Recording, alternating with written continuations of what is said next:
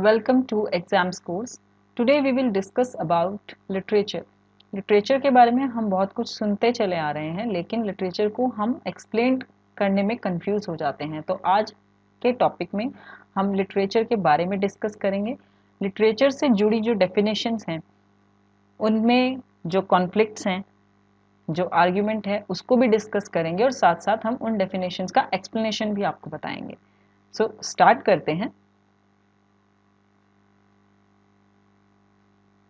किसी भी भाषा का जो साहित्य होता है, लिटरेचर होता है, उसके बारे में हम ये सुनते चले आ रहे हैं कि literature is the reflection of society and time. जो साहित्य होता है वो समाज और समय का रिफ्लेक्शन, प्रतिबिंब माना जाता है। Commonly books and writings of artistic value are called literature. साधारणतः जो बुक्स और राइटिंग्स होती हैं, जो लेख होते हैं जिनकी आर्टिस्टिक वैल्यू होती है, वो लिटरेचर कहलाते हैं। आर्टिस्टिक वैल्यू मीन्स राइटिंग्स वो वाली जिनको इस उद्देश्य से लिखा जाता है कि वो कला बन जाए, तो वो साहित्य में इंक्लूड होती हैं। A linguistic form of art is called literature.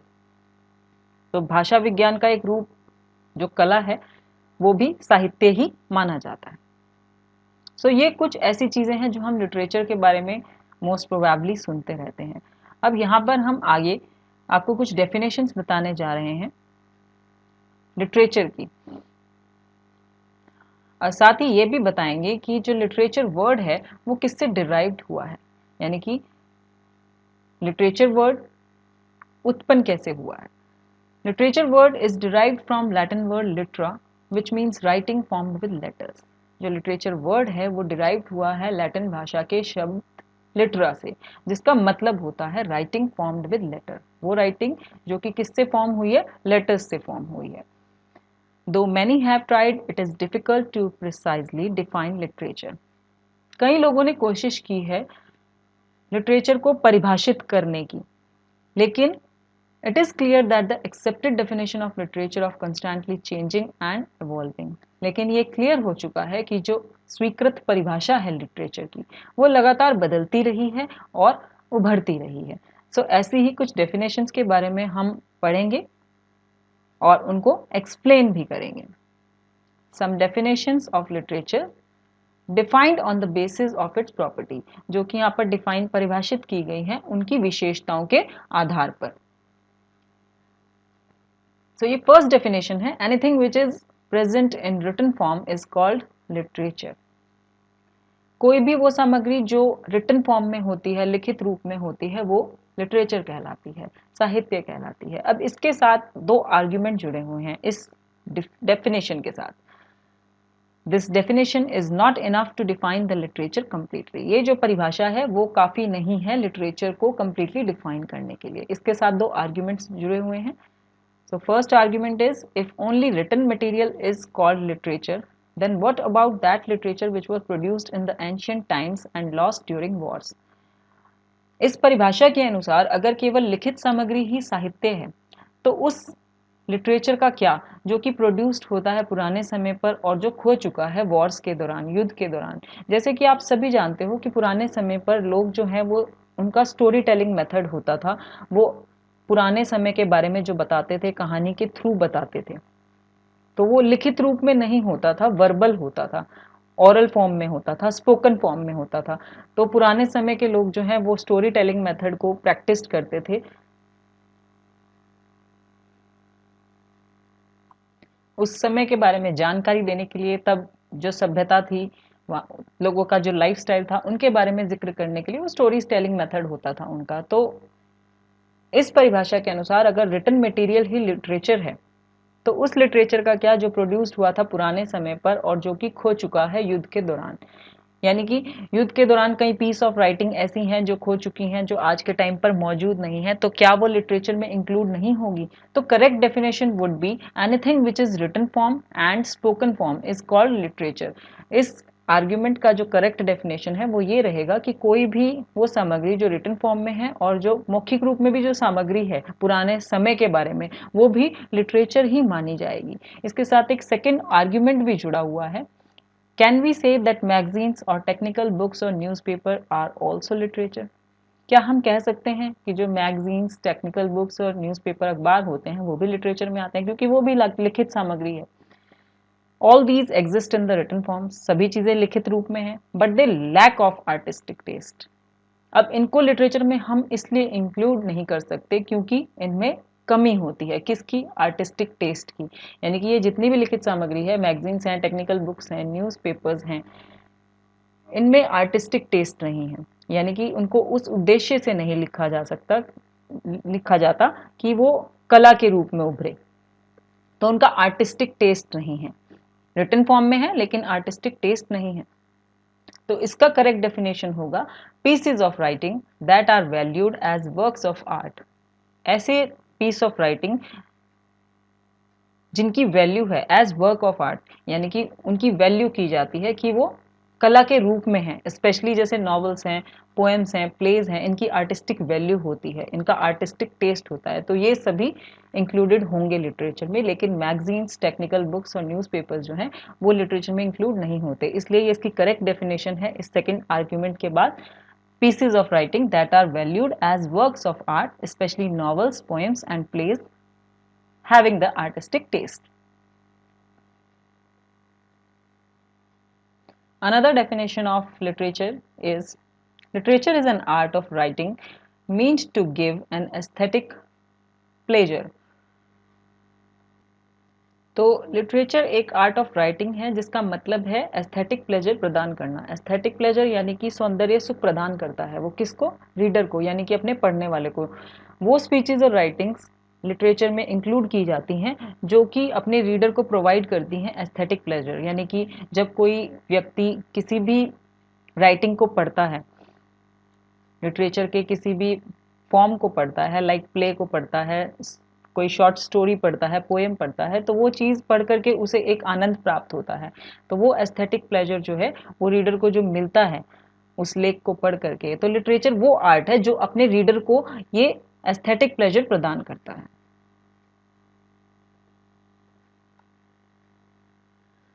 Another definition is written works of a specific language, culture and era is considered of a sublime value.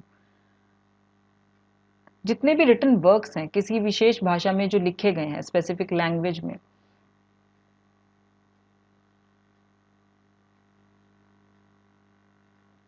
वो एक विशेष संस्कृति और एरा युग को प्रस्तुत करते हैं अपने वर्क्स के जरिए। तो ऐसे रिटन वर्क्स भी जिनकी एक विशेष लैंग्वेज होती है, कल्चर होता है और एरा होता है, उसे भी माना जाता है लिटरेचर जिसकी सबलाइम वैल्यू हो। सबलाइम वैल्यू वही जिससे कि रीडर को पढ़कर एस्थेटिक प्लेजर मिले और वो उसे एक वास्तविक दुनिया से लेकर के उस दुनिया में ले जाए, वर्ल्ड ऑफ इमेजिनेशन में ले जाए। तो इस डेफिनेशन के द्वारा हमें ये पता चलता है we come to know that literature is any material written in a specific language. Literature वो मटेरियल है जो कि किसी एक विशेष भाषा में लिखा जाता है, रिप्रेजेंटिंग अ स्पेसिफिक कल्चर, जो कि प्रदर्शित करता है किसी एक विशेष संस्कृति को, किसी एक विशेष युग को। उसका सबलाइन वैल्यू होना चाहिए, यानी कि वो अपने रीडर को सुख प्रदान करे, प्लेजर प्रदान करे, एस्थेटिक प्लेजर दे। Take the reader from the real world to the world of imagination. जो रीडर है उसको वास्तविक दुनिया से कल्पना की दुनिया में लेकर के चला जाए and provide aesthetic pleasure to the reader. तो इसके द्वारा ये परिभाषित किया गया है कि जो रिटन वर्क किसी विशेष भाषा, संस्कृति और एरा को प्रस्तुत करते हैं और जिनका सबलाइम वैल्यू होता है वो भी लिटरेचर माने जाते हैं। Another definition is a vague term form for poetry, dramas, novels, short stories, anything written in fact with an apparently artistic purpose rather than merely to communicate information.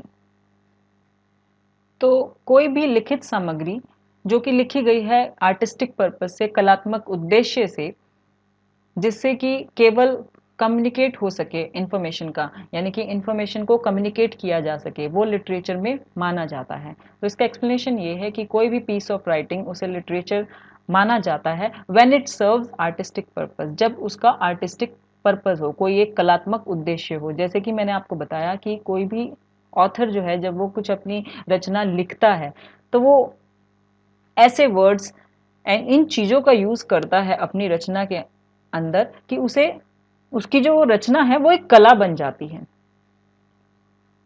तो इस तरीके से कोई भी पीस ऑफ राइटिंग लिटरेचर माना जाता है अगर वो सर्व करे आर्टिस्टिक पर्पस, उसका एक कलात्मक उद्देश्य हो। Another definition is anything written and examined as if it has an artistic purpose is called literature. Literature shows true picture of life and influences masses. Literature deals with life and its facts. Literature hold a mirror up to life. सो ये चार definitions ऐसी हैं जो कि आप इसमें देख रहे हो कि लाइफ और उसके फैक्ट्स के बारे में बताया गया है, यानी कि ये चार डेफिनेशंस मिलती जुलती हैं। इनके जो एक्सप्लेनेशन है वो अभी हम डिस्कस करेंगे। पहले मैं आपको बता दूं कि इन चार डेफिनेशंस में क्या है। कुछ भी जो लिखा गया है और एग्जामिन किया गया है कि उसका कोई आर्टिस्टिक पर्पस है, कलात्मक उद्देश्य है, वो लिटरेचर है। सेकेंड डेफिनेशन में लिटरेचर शो करता है, रिप्रेजेंट करता है लाइफ की ट्रू पिक्चर, यानी कि जो लाइफ होती है उसका ट्रू पिक्चर शो करता है, और साथ ही साथ वो जनता को इन्फ्लुएंस करता है। मैसेज इन्फ्लुएंसेस मीन्स यानी कि जनता को प्रभावित करता है। तो कोई भी वो चीज़ साहित्य मानी जाती है जो लाइफ का ट्रू पिक्चर शो करती है और साथ ही साथ जनता को प्रभावित करती है। Literature deals with life and it's facts. Third definition आपको ये बता रही है कि लिटरेचर डील करता है जीवन और उसके फैक्ट से, यानी कि तथ्यों के साथ। Literature hold a mirror up to life. ये भी माना जाता है कि जो साहित्य है वो एक जीवन का दर्पण भी है। तो इसका एक्सप्लेनेशन है it shows the reality of life. जैसा कि इन चार डेफिनेशन से मैंने आपको बताया कि साहित्य माना जाता है कि वो जो जिंदगी की वास्तविकता है उससे हमें अवगत कराता है कि जिंदगी ब्यूटीफुल भी है और बिटर भी है, सुंदर भी है और कड़वी भी है। क्योंकि आप सभी जानते हैं कि जीवन में सुख दुख दोनों ही जुड़े होते हैं। ये हमारी एवरीडे प्रॉब्लम्स को भी अपनी रचनाओं से अवगत कराता है कि किस तरीके से एक इंसान के जीवन में बहुत सारी समस्याएं आती हैं, वो उनसे लड़ता है, और यहाँ तक कि उसकी ज़िंदगी की छोटी छोटी जो खुशियाँ होती हैं उसे भी इंक्लूड करता है। तो ये एक तरीके से हमारी लाइफ की रियलिटी को शो करता है कि वो ब्यूटीफुल भी है, बिटर भी है, एवरीडे प्रॉब्लम्स को भी शो करता है और हमारे लाइफ के जो चाव्स हैं उसको ट्रूथफुली एक्सप्लेन करता है। साथ ही साथ ये जनता को इन्फ्लुएंस करता है विद इट्स इंटेलेक्चुअल कंटेंट, यानी कि जो उसका बौद्धिक सामग्री होती है उसके द्वारा जनता को प्रभावित करता है।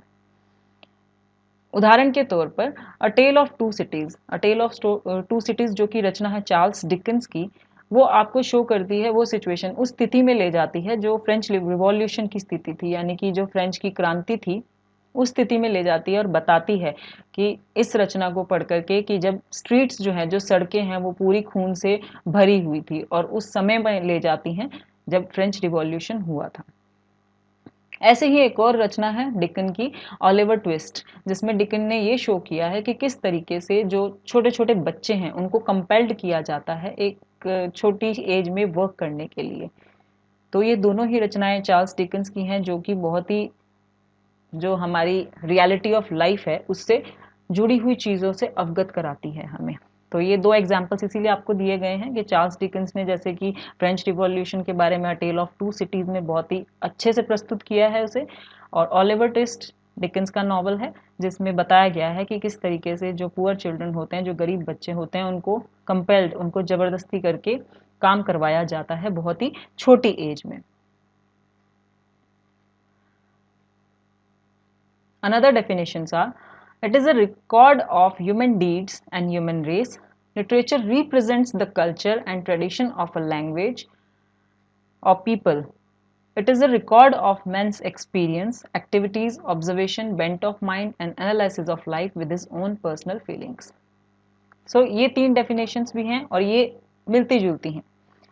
तो पहली डेफिनेशन है कि ये रिकॉर्ड है लिटरेचर ह्यूमन डीड्स का और ह्यूमन रेस का, इंसान के कार्यों और उसकी रेस का।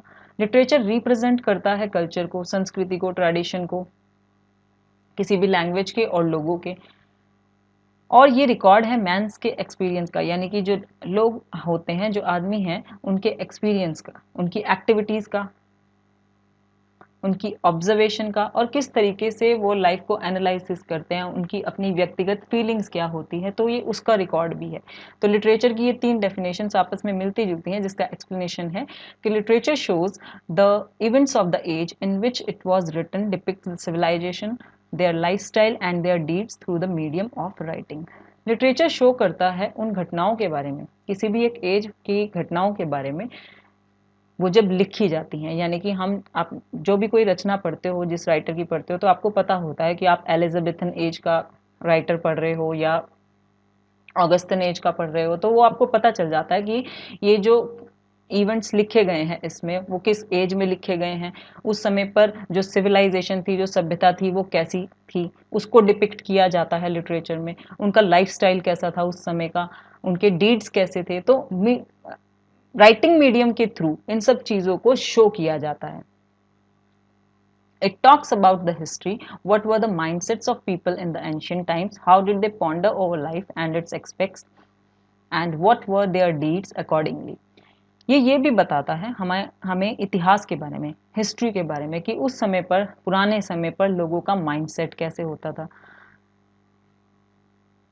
किस प्रकार वो अपने लाइफ और एक्सपेक्ट को लेकर के विचार करते थे, उनके डीड्स क्या होते थे उसके अनुसार, अपने लाइफ के अनुसार। तो ये सभी चीज़ें जो है लिटरेचर में इंक्लूड होती हैं, और ऑथर जो है इन सब चीज़ों का रिकॉर्ड जो है वो एनालिसिस करके अपने पॉइंट ऑफ व्यू से लिखता है। तो लिटरेचर जो है वो हम कोई भी राइटिंग जो पढ़ते हैं उसके द्वारा उन घटनाओं के बारे में बताती हैं जो कि उस एज में हुई थी, वो उस टाइम पर हुई सिविलाइजेशन यानी कि जो सभ्यता थी उसके बारे में बताती थी, उन लोगों का लाइफस्टाइल कैसा था, क्या उनके डीड्स थे। तो राइटिंग मीडियम के थ्रू ये सब चीज़ें वो शो करता है। साथ ही साथ हिस्ट्री में किस तरीके से लोगों का माइंडसेट होता था, वो कैसे अपने लाइफ और एक्सपेक्ट्स को लेकर विचार करते थे, उनके डीड्स क्या होते थे उसके अकॉर्डिंगली। तो ये सब चीज़ें एनालाइज करके ऑथर जो है अपने पॉइंट ऑफ व्यू से उसे लिखता था। Another definition is literature teaches us humanity and makes us human. जो साहित्य है वो हमें ह्यूमैनिटी टीच करता है, यानी कि मानवता के बारे में बताता है, एंड मेक्स अस ह्यूमन, और हमें मानव भी बनाता है, यानी कि पढ़ने वाले को जो लिटरेचर है वो हम्बल और सेंसिबल बनाता है। Another definition is literature is an art replete with artistic embellishment.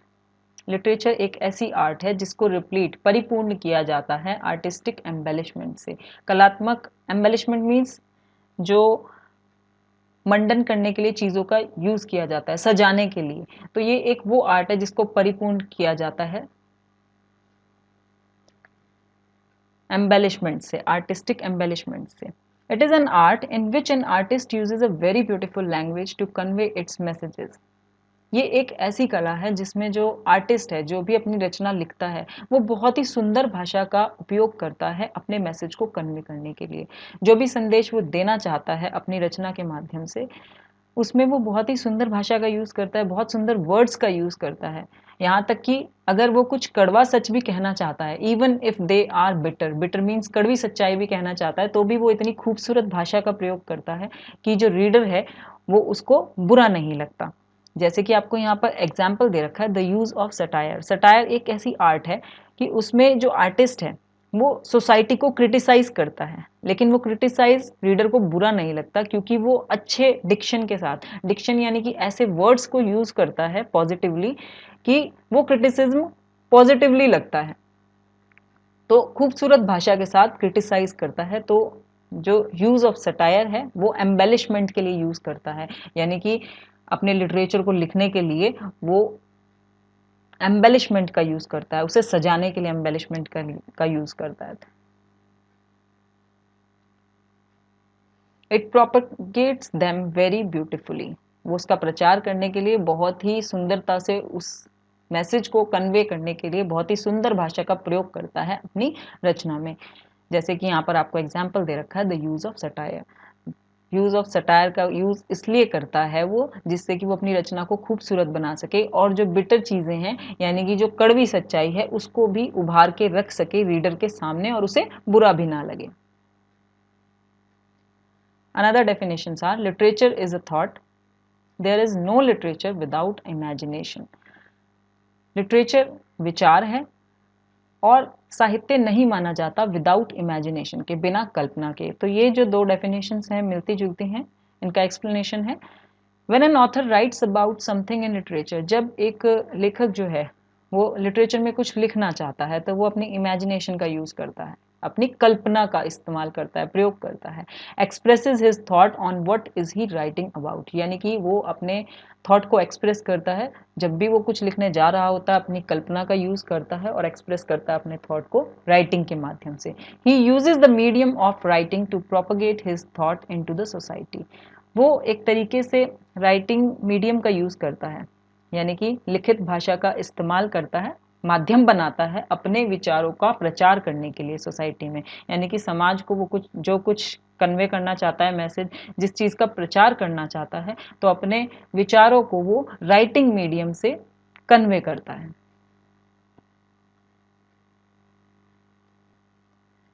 आज के टॉपिक में हमने लिटरेचर के बारे में डिस्कस किया। आई होप आपके जो लिटरेचर के बारे में डाउट्स होंगे वो सब क्लियर हो चुके होंगे।